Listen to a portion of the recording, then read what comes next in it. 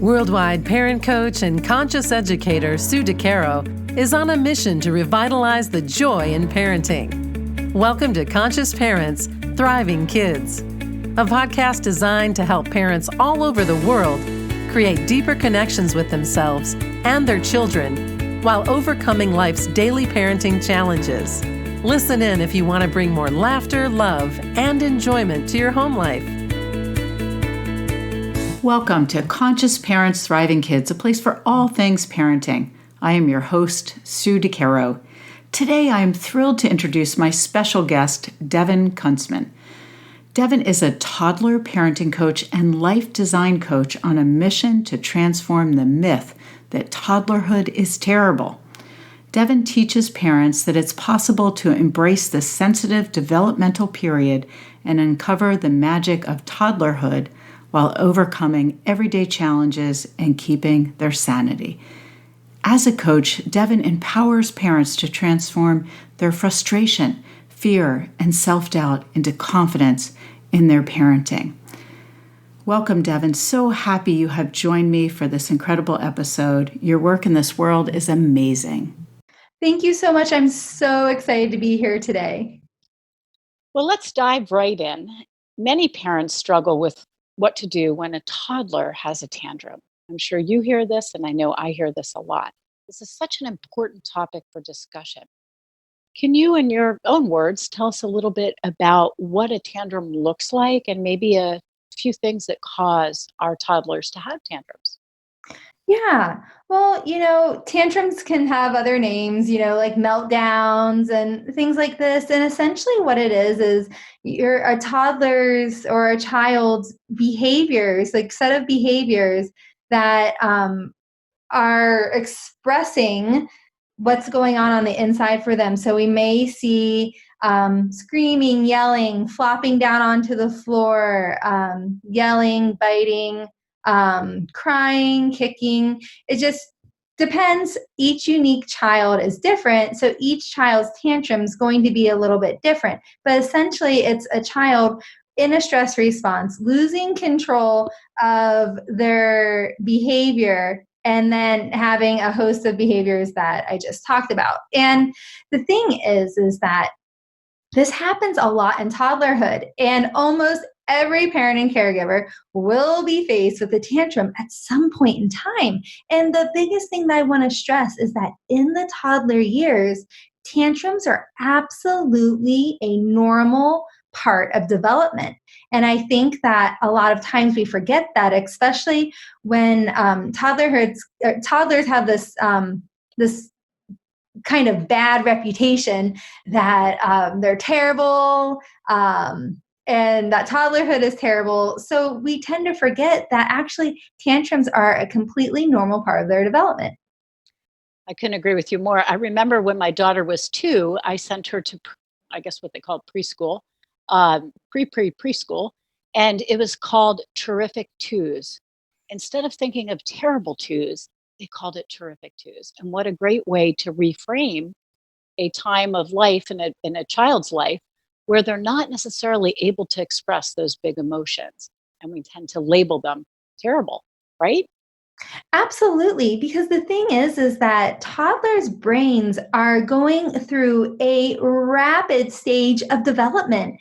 And also, toddlers have very little life experience. So they're really learning how to express and process their emotions. And they're just learning how to start to regulate their behavior and their emotions. And at this point, they're highly dependent on their caregivers to support them and help them with that through co-regulation. And so when a toddler has a tantrum, what it's saying is that they're overwhelmed, frustrated, and or having a hard time coping with what's happening. And that's such a great point. I think hunger sometimes can be a trigger for a child too in having a meltdown, tantrum, whatever we want to label that. Correct?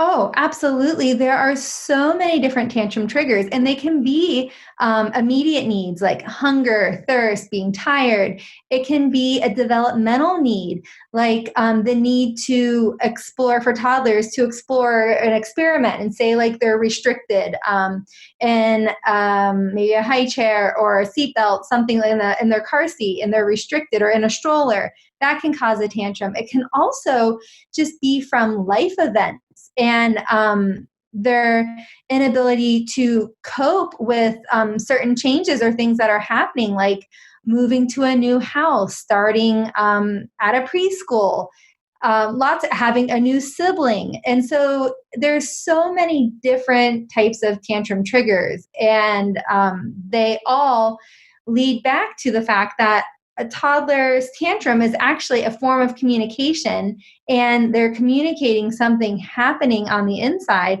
and it's also a way for them to release their emotions as well. Beautifully said.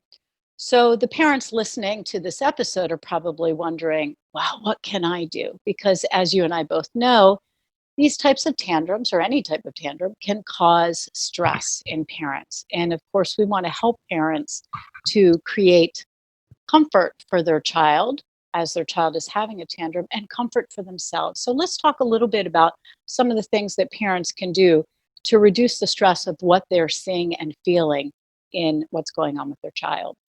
Yeah, absolutely. There's a lot of aspects that make tantrums challenging for us adults as parents and caregivers. And one of the biggest things is that they make us feel uncomfortable. And this often happens because we're surrounded by these messages from society and our families and our peers and the way that we were raised, that some feelings are good and some feelings are bad. And so when we're bombarded with the tantrum, it's makes us feel uncomfortable, and we react from that place. And so, really, the first step in creating some more comfort and comforting around this is to accept that we're human and that it's completely normal to experience a full spectrum of human emotions, whether you're 2 years old or you're, in your 20s, 30s, 40s, no matter what age you are, it's normal to have a full spectrum of human emotion. And I think that that actually sparks a thought for me as you were discussing that, because societal pressure puts a lot of play in how a parent reacts to a tantrum, to a meltdown. For example, you can probably relate to this, as I'm sure many people listening. I can remember being in a Toys R Us, one of my kids having a meltdown, and this was years and years ago before I had the wisdom I have today. And I can remember thinking, oh my gosh, what will people think? So, and I'm sure many people can relate to that, because we do worry that people will judge us. And I think that one of the most important things that we can do as parents is to let go of the need to worry about the outside world. Because quite honestly, anybody watching a child having a tantrum that's ever had a child knows how completely normal this is and common this is, and can relate, probably wants to come up to the mom and give the mom a hug, So I think that letting go of the need to worry about what's happening around you in terms of the other adults, and focus on how you can bring your calm and comfort to yourself and your child at that time is really key. And when you mentioned societal pressures, that immediately came to my mind. Yeah, that pressure is so real. And one way to look at this, or one way to move this forward and to release some of the pressure, is to accept what is. So by acceptance, I don't mean resignation. So acceptance is a way of it comes from an empowering place, and it's really like the beginning of transformation, and it's accepting what is. Because the thing is like, we can't rewind the clock. Like, the tantrum's already happening, it's already there, and your feelings about it might already be there. Like, it's all there and it's happening. So if we try to fight against what's already happening, it creates a lot of frustration. It kind of creates this internal tug of war, and then it can also it can lead to judgment, and it can lead to judging yourself in that moment. And then oftentimes the judgments that we perceive from others is actually the judgment that we're placing on ourselves. And then we also extend that to this is what must be what others are thinking as well. For sure. It's like a mirror back to ourselves. Mm-hmm. So let's help all the parents who are listening to this, who may be able to relate to the tantrums that occur in their own household or in Toys R Us. And let's offer our listeners some helpful ideas to handle or manage. I mean, we really can't handle or manage. Those are, I guess, not words that would relate because we can't control what's happening with our child. But to come to our child with compassion. What does that look like? Let's share some ideas. So from your expertise, what does that look like for a parent? What can they do?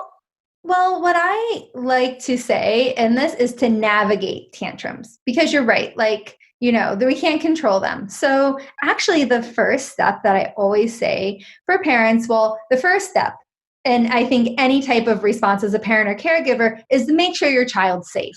Mm-hmm. Absolutely the first step, because it's really hard to respond from a place of neutrality or not being wrapped up in our own emotions if there's not safety. So the most important thing first is to create some safety and to make sure that your child isn't in immediate danger. And if they are, move them the minimal amount to create safety, or to put something around them that like blocks their head or whatever from what might be unsafe. So that's the first thing. Then the second thing, which I think a lot of people find surprising, is to let the tantrum happen.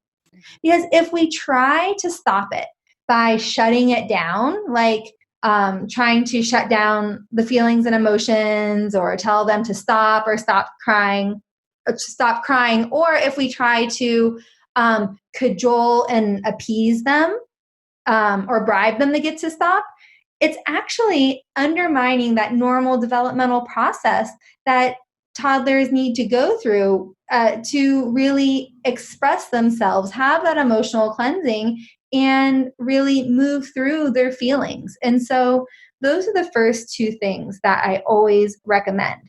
And then from there, it's important to focus on ourselves and keeping our composure. And so I like to imagine this idea of like raising our shield, or putting up this like bubble that allows us to choose not to take whatever's happening for your toddler personally.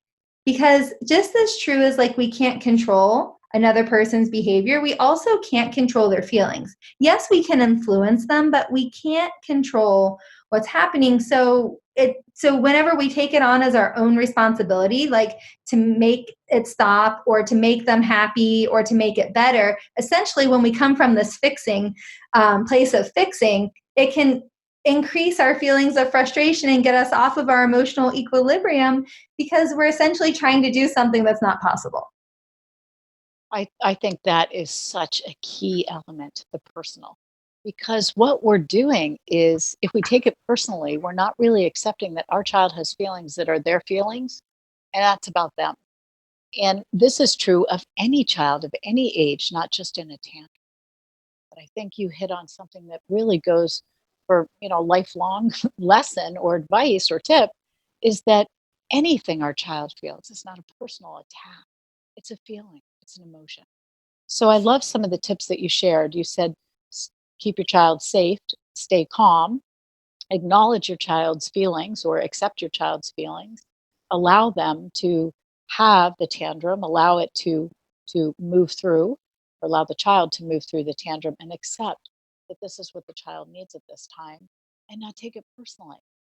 Yeah. Did I miss anything? I think there's a that's everything. And also that's everything I said. And then also focus on what you can control, which is yourself. So focus on keeping your composure. Focus on what you can control. You can control yourself, how you react, how you respond, the lens through which you look at the tantrum through, what you make it mean about yourself and your child. You can also control the environment to an extent. So if you're in a store, you can pick up your child and go to the car.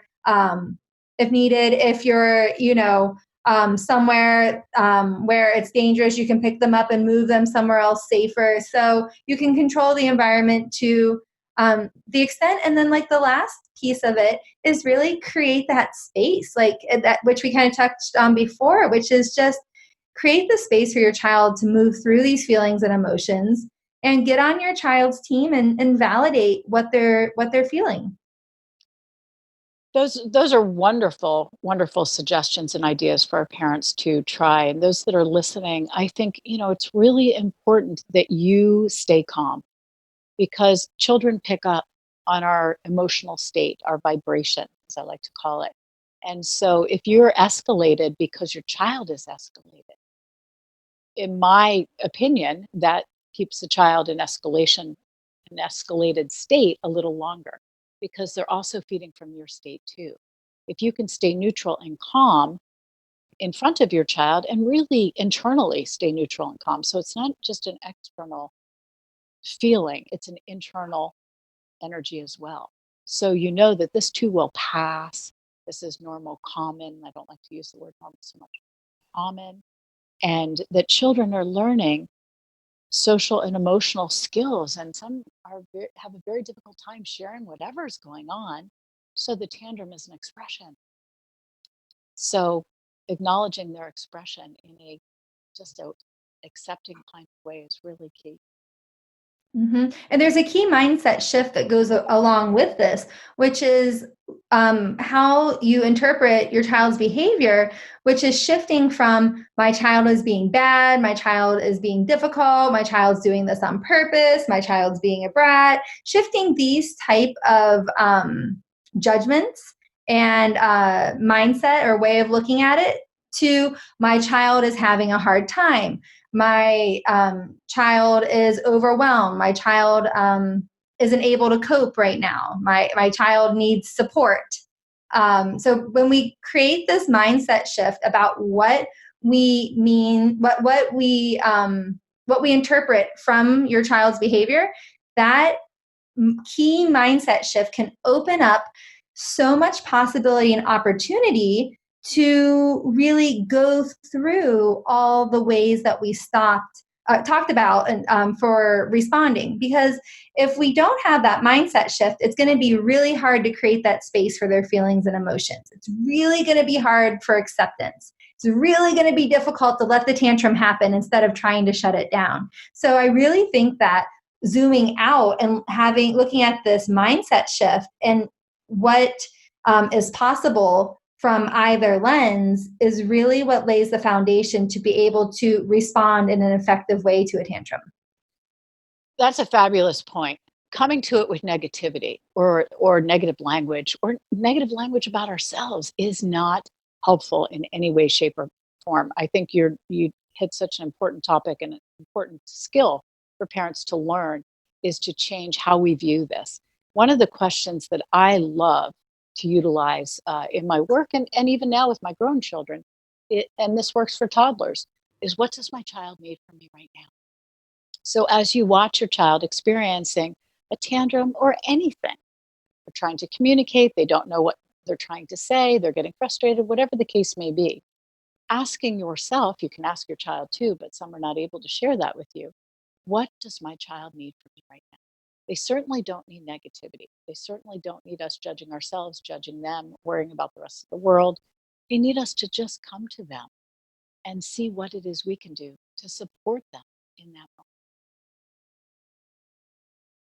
moment. Yeah, absolutely. And sometimes I even have a question to precurse that question. If you really find yourself like in that stress response and really just on that wild emotional roller coaster with your child, someone has to be the one to like pull the brakes or jump off the roller coaster to put the brakes on. So one question I really like to ask is this an emergency? Because our brain is like perceiving the tantrum as an emergency. And then we're in a stress response and that fight or freeze. So then we're at the same place that our child is. So sometimes asking this question, is this an emergency? And then that can be enough to kind of put the brakes on, jump off of that emotional roller coaster, and then have access to our, more logical, empathetic thinking. And it's like, okay, what's most important here? What does my child need from me now? I love that, Sue. And I love your question, because really, when you ask yourself, is this an emergency? Perspective kicks in. Because emergencies, in my view, are, blood and gore, and we need to go to the hospital if something's broken, things of that nature. A tantrum is not an emergency. And so I may feel like it in that moment. So I love that question, because for me, as you were saying I can feel the shift in perspective when one might ask themselves that question in the middle of, what seems like chaos. It just brings us down a notch, right? Absolutely, because when we have access to perspective, it's really the antidote to the stress response. Because we can't be in the stress response and have perspective at the same time. So once we are able to gain that perspective, we're most likely out of the stress response. And it's true, like, gosh, sometimes in the heat of the moment, it can really feel like an emergency if we haven't defined what an emergency actually is. And then once we're clear on, okay, wait a minute, what is actually an emergency? Then we can start to differentiate, oh, wait, this isn't an emergency. This is actually just really uncomfortable. Mhm. Beautiful. So one other thing I'd like to just touch on is, I think, and this was something I had to do as a parent, I think it's important to look ahead, or, be prepared, as they say. Not that we can be prepared so that we don't experience any tantrums, but if there are things we know about our children that can help us to prepare in being ready prior to a meltdown occurring. So, for example, I have a child who uh, had hypoglycemia. And so food was a big issue, because as soon as the blood sugar started to go down, the mood shifted. And I know there's a lot of parents that experience this, and maybe it's not labeled hypoglycemia, but they may be, borderline. And that can really create a happy child, going to complete meltdown from 0 to 100. It's so fast. And so things like that, to reduce the stress for the child, to help create the conditions for the child to thrive by having food, being prepared with that kind of thing. Is there anything else that you might think of that, sleep, I guess, would be another one. Make sure our children get enough sleep. What else might you add to that? Well, I like to take it back to, like, okay, how can we take this and apply it in like a larger picture? And what it comes down to is observation. And I actually have a toddler tantrums course, and in that there's a tantrum tracker. And I encourage parents to track the tantrums and to gather data, first of all, because we can feel like tantrums are happening more often and lasting way longer than they actually are, because they're so uncomfortable for us as the adults. And then from there, you can start to see patterns. So know when tantrums normally happen. Like, look for patterns, observe and look for patterns. See when tantrums normally happen. Start to know what your child's tantrum triggers are. Is it sleep? Is it that they're hungry? Is it their temperament? Look at temperament, because temperament also plays a role in a child's reactivity. Something else is also looking at what skills your child needs to be able to cope. And so it may start with like working on teaching them about emotional intelligence, teaching them how to start to identify and label and understand their feelings and emotions. And also, a lot can be done to prevent tantrums through connection, and really providing that connection and reassurance. And a lot of times that can really help kids come back to their emotional equilibrium and prevent a tantrum. But in general, knowing that all behavior is a form of communication, so the tantrum isn't just happening because they're being bad or doing this on purpose. There's actually something being communicated underneath. So when we start focusing on what's happening underneath the behavior, then we start seeing less and less tantrums, because we're addressing the root versus addressing the surface. I love that. And one of the things that I always tell parents is that every behavior is a form of communication. All children want to do what's right, whatever that really means. And when they don't, usually there's something preventing them from doing so. And so finding out what, like you said, the root of what is preventing, what's below the surface that we're not necessarily seeing.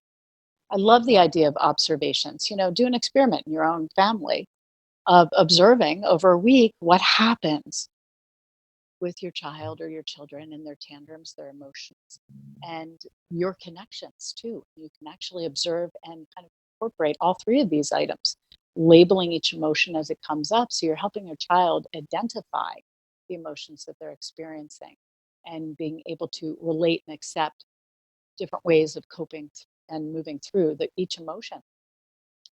So what great advice. Fabulous. Is there anything else that you want to share with our listeners today?